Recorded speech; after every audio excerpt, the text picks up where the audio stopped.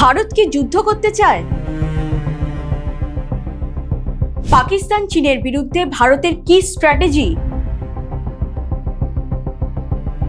ভারত কেন nuclear warhead active করলো? এইরকম হাজারো প্রশ্ন। দক্ষিণ এশিয়ায় ভারত আজ চীন পাকিস্তানের মতো দেশের কাছে থ্রেট। বিশ্ব তাকিয়ে থাকে ভারতের দিকে, জানতে চায় ভারত কি করতে চায়।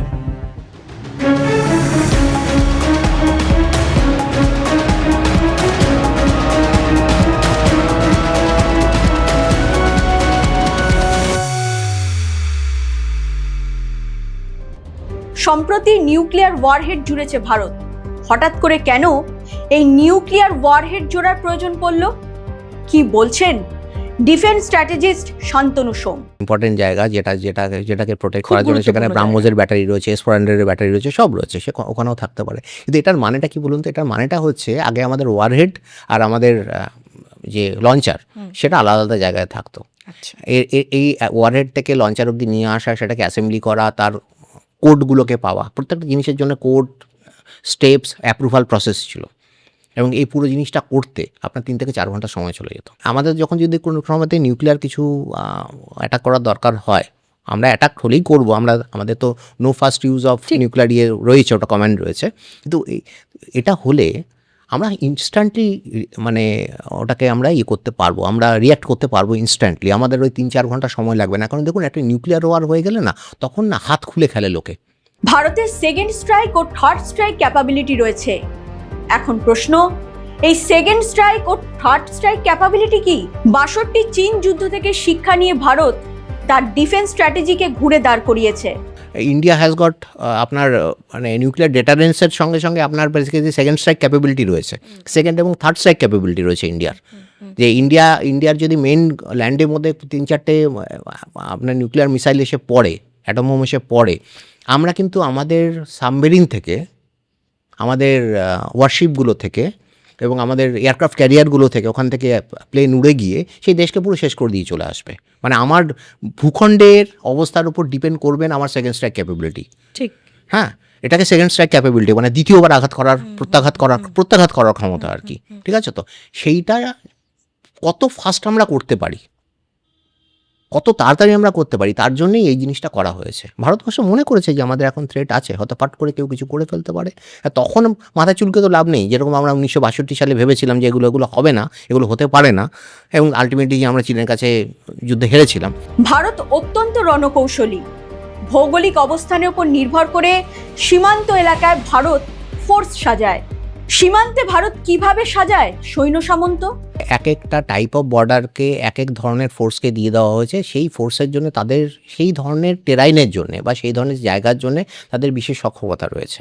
আমি পুরো ডিটেলসে যাচ্ছি না, আমি শুধু একটাই উদাহরণ দিচ্ছি। যে ধরুন ITBP, Indo Tibetan border police, ওরা আমাদের বর্ডার প্রোটেকশন ফোর্সের মধ্যেই পড়ে। আমাদের BSF বা SSBর মতন করে, আসাম রাইফেলসের মতন করে। তো ওদেরকে দেওয়া হয়েছে কোন জায়গাটা? টিবেটিয়ান প্ল্যাটোটাকে করার জন্য। কারণ ওদের ওখানকার লোকজনরা যেভাবে মানে ওই পাহাড়ি ছাগলের মতন মানে শিওর ফুটেড, মানে পাহাড় চড়ার ব্যাপারে আর কি। আমরা পাহাড়ি ছাগলকে একদম এপিটম বলি আর কি, যে ওরা মানে যেরকমভাবে ওই পাহাড়ের ধার ঘেসে ঘেসে চলে, আমাদের ITBP জওয়ানরাও সেরকম আর কি। যুদ্ধ জিততে ছোট থেকে ছোট বিষয়গুলির ওপর নজর রাখা প্রয়োজন। ভারত প্রাইমারি ইন্টেলিজেন্সকে ভীষণভাবে গুরুত্ব দেয়। কারগিলের সময়ও এমনটা হয়েছিল। কারা ভারতের প্রাইমারি ইন্টেলিজেন্স? দেখুন, ইন্টেলিজেন্স তো শুধুমাত্র ড্রোন থেকে আর স্যাটেলাইট থেকে আসে না। ইন্টেলিজেন্স আসে ওখানকে যে ভেড়া পালছে, হ্যাঁ, যে লোক চাষি, তারা দেখছে ওখান থেকে একটা মুভমেন্ট হচ্ছে চাষ করতে করতে। কারগিলের সময়তে, কারগিলে যে ঘটনাটা পাকিস্তান ঘটালো, প্রাইমারি ইন্টেলিজেন্স ইনপুট কার কাছ থেকে এসছে? ওখানে যারা ভেড়া পালে তাদের কাছ থেকে, মেষপালকদের কাছ থেকে প্রাইমারি ইন্টেলিজেন্স এসছে। ওরা দেখেছে যে কিছু লোক গুটি গুটি করে এক জায়গা দিয়ে যাচ্ছে, পিঠে বড় বড় বোঁচকা, সবারই পিঠে বোঁচকা রয়েছে। তো সবার পিঠে বোঁচকা, সার দিয়ে এক গাদা লোক ওখানে কী করতে যাচ্ছে? That was the primary intelligence input, যেটা আমাদের এখানে এসেছিল, এবং তারপর আমরা একটা সার্চ পার্টি পাঠাই, তারপর সেই সার্চ পার্টি ফিরে আসে না, তারপরে আমরা বুঝতে পারি যে কিছু একটা গন্ডগোল হয়েছে আর কি। কিন্তু প্রাইমারি ইনপুট কিন্তু এসেছিল মেষপালকদের কাছ থেকে। এই মেষপালকরা কিন্তু অনেক বড় বড় বিপদের থেকে ভারতবর্ষকে এই ইনপুট দিয়ে বাঁচিয়েছে কাশ্মীরের।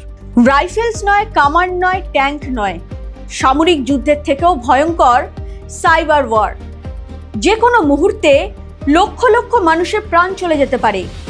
শুনলে পরে আপনি রীতিমতো অবাক হবেন কিভাবে ঘটানো যেতে পারে এই সাইবার ওয়ার। শুধু যুদ্ধ নয়, আজকে ধরুন এরকম একটা যুদ্ধকালীন সিচুয়েশন হচ্ছে, আমি একটা কোনো বড় শহরের সেখানকার ট্রাফিক সিগন্যালের অ্যাক্সেস নিয়ে নিলাম, নিয়ে দুদিকে খুলে দিলাম ক্রস রোড, এদিক দিয়েও বললাম যাও, ওদিক দিয়েও যাও, একটার পর একটা অ্যাক্সিডেন্ট হয়ে হাজার হাজার লোক মারা যাবে। আমি রেলের সিগন্যাল ব্যবস্থাটাকে যদি হ্যাক করে নিই, আপনি ভাবতে পারছেন কি হতে পারে? আমি ট্রেন চালিয়ে দিলাম, দুটো ট্রেনকে মুখোমুখি এনে ফেলে দিলাম, ঠিক আছে তো? আমি ব্যাংকের ট্রানজাকশন বন্ধ করে দিলাম, ব্যাংকের সার্ভার ডাউন করে দিলাম, মানে একটা পাবলিক ক্যাওস তৈরি হবে যে কিছু করতে পারছে না, টাকা তুলতে পারছি না। আমাদের ব্যাংকের সার্ভার যদি এমনিতেও 15 মিনিটের জন্য বন্ধ হয়, তখনই কত রকমের কথা শুনতে হয় না, যে আমার এটিএম কাজ করছে না, আমার এটা হচ্ছে না, সেটা হচ্ছে না। আমি পারমানেন্টলি যদি আজকে ব্যাংকিং ব্যবস্থাকে আঘাত করি, পাবলিক ইনফ্রাস্ট্রাকচারের কথা বলছি, ব্যাংকিং ব্যবস্থাকে আঘাত করলাম, রেলের নেটওয়ার্কের মধ্যে এটা ঢুকিয়ে দিলাম, আপনি রেলের কথা বলছি, আপনি এয়ার ট্রাফিক সিগন্যাল এটিসি যদি হ্যাক করে নেন, আপনি দুটো প্লেনকে মুখোমুখি নিয়ে চলে আসতে পারেন, দুটো প্লেনকে এক লেভেলে নিয়ে চলে আসতে পারেন। সিঁদুর অপারেশনের সময় ভারত সাইবার ওয়ার চালিয়েছিল। 6 ঘন্টা অন্ধ করে রেখেছিল পাকিস্তানের রাডার সিস্টেমকে।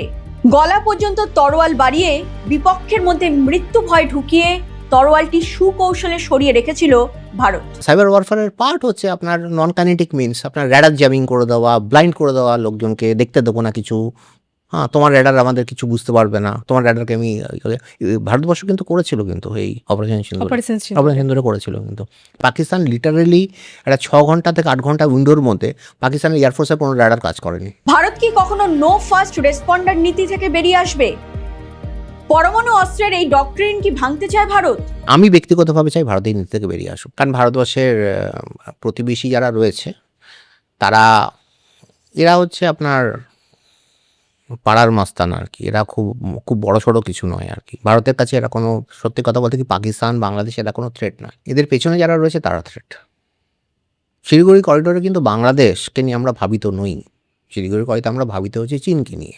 আপনার গালওয়ানের চুম্বি থেকে directly 120 kilometre line of sight, খুবই একটা চিন্তার ব্যাপার। একেই হয়তো বলে এক্সে বারকারে, মানে ঝুলিতে একটা বিড়াল নয়, একাধিক বিড়াল আছে। ভারতের হাতে আছে ব্রাহ্মস ও অগ্নি 5 এর মতো মিসাইল। জিও পলিটিক্সে এই 2 মিসাইলের গুরুত্ব কোথায়? ব্রাহ্মস আর অগ্নি 5 বা এখন অগ্নি 6ও আসছে, দুটোর মধ্যে তফাৎ হচ্ছে, একটা হচ্ছে ইন্টারকন্টিনেন্টাল ব্যালিস্টিক মিসাইল ICBM, আর ব্রাহ্মস হচ্ছে ক্রুজ মিসাইল। ক্রুজ মিসাইল মানে হচ্ছে যে নদীর ওপর দিয়ে অনেক নিচ দিয়ে যায়, যেটা রাডারে কোনো ডিটেকশন করা সম্ভব না। আর ব্রাহ্মস হচ্ছে আপনার মোটামুটি ম্যাক 2.8 থেকে 3, আমাদের ব্রাহ্মসের এখন যে ভার্সনটা আছে, একটা মিসাইল নদীর ওপর দিয়ে ছুটে চলেছে, নদীর ট্র্যাকটাকে নিয়ে, এবং সেটা রাডারে আনডিটেক্টেবল, এবং ওই স্পিডে ছুটে চলেছে। এবং ইনফ্যাক্ট ওটাকে ডিটেক্ট করতে পারলেও যে ওকে মেরে সব সরিয়ে দেওয়া যাবে এরকম নয়, অত হাই স্পিডের মিসাইলকে ইন্টারসেপ্ট করা এবং তাকে অ্যাটাক করা খুব ডিফিকাল্ট ব্যাপার।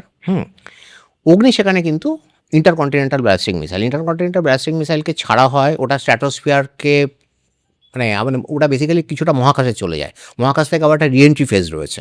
রিএন্ট্রি ফেজে যখন আসে তখন তার মোটামুটি স্পিড থাকে 10 থেকে 12 ম্যাক, মানে শব্দের গতি থেকে 10 থেকে 12 গুণ বেশি আর কি। ভারতের প্রতিরক্ষা ব্যবস্থাকে আরো বেশি পোক্ত করছে ভারতের মহাকাশ গবেষণা সংস্থা ইসরো কিন্তু আমাদের ডিফেন্স ক্যাপাবিলিটিকে নানা দিক থেকে পোক্ত করছে। এটা আমার ইসরোকে ধন্যবাদ এই কারণে। শুধুমাত্র প্রপালশন, মোটর এইসবের ব্যাপার নয়, আমাদের এতগুলো স্যাটেলাইট ওপরে রয়েছে, আমাদের নিজেদের নেভিগেশন সিস্টেম তৈরি হয়েছে, আমরা আমেরিকার জিপিএসের ওপর আর নির্ভরশীল নই, ভরসা করি না। আমাদের নিজেদের নেভিক সিস্টেম রয়েছে।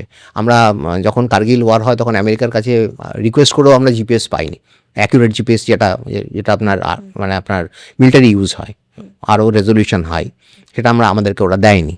তারপরে আমরা ঠিক করি আমরা আমাদের নিজেদের কনস্টেলেশন অফ স্যাটেলাইটস বানাবো, যেটা দিয়ে আমরা কাজ করব। এই ন্যাভিকের কোয়ালিটি তো আমরা দেখিয়ে দিচ্ছি অপারেশন সিন্দুরে। শুধু মুখের কথা নয়, ভারত করে দেখাচ্ছে সে কি কি করতে পারে। ভারত খুব পরিকল্পিতভাবে নিজেদের ডিফেন্সকে সাজিয়েছে, আর পাকিস্তান শুনেই নিন কি বলছেন ডিফেন্স স্ট্র্যাটেজিস্ট শান্তনু সোম। পাকিস্তানের ইন্টেনশন কী ছিল? পাকিস্তানের ইন্টেনশন ছিল যে ওইগুলোকে মারবার জন্য ভারতের নিজের মিসাইল ভারত মেরে মেরে শেষ করবে। মানে একটা 2 লাখ টাকার ড্রোনকে মারবার জন্য ভারত একটা 3 কোটি টাকার মিসাইল মারবে। ঠিক আছে তো? ভারত সেখানে কী করেছে? ভারত 1970 সালে ব্যবহার করা অ্যান্টি এয়ারক্রাফট গানগুলোকে এআই প্ল্যাটফর্মে ইউজ করে, বুঝতে পেরেছেন তো? তার যে ইন্টেলিজেন্স, তার যা আপনার রাডার সিগনেচার, সেগুলো আসছে স্যাটেলাইট থেকে। সেটা হচ্ছে মোস্ট মডার্ন। এবং এআই ডিসাইড করছে যে আমি কোন জায়গাতে অ্যাটাক করবো, অটোমেটিক অটোনোমাস ডিসিশন ওই প্ল্যাটফর্মের।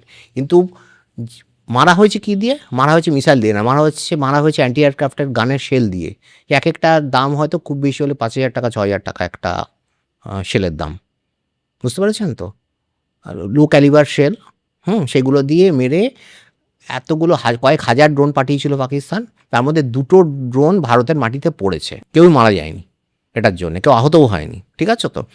ভারতবর্ষর এই যে প্র্যাগম্যাটিজমটা, যে আমি আজকে মডার্নাইজেশন মানেই এরকম নয় যে আমি আজকে পাগলের মতন, মানে অন্ধের মতন হাই টেকনোলজির পেছনে ছুটবো। মোদী সরকার আসার পর ভারতের ডিফেন্স সিস্টেম আমূল বদলে গেছে। তবে মশা মারতে কামান দাগে না ভারত। কিন্তু ভারতের টেরিটরিতে একটা মশাও ঢুকে পড়লে ভারত নজরে রাখে। ভারতের ডিফেন্স স্ট্র্যাটেজিটাই এই রকম। দুর্ভেদ্য এই নিরাপত্তা বলয় কি ভেদ করা এতটাই সহজ? ভাবুক চীন, ভাবুক পাকিস্তান। এরকম আরো খবর পেতে নজর রাখুন জিও পালস টিভিতে। লাইক করুন, সাবস্ক্রাইব করুন, শেয়ার করুন জিও পালস টিভি।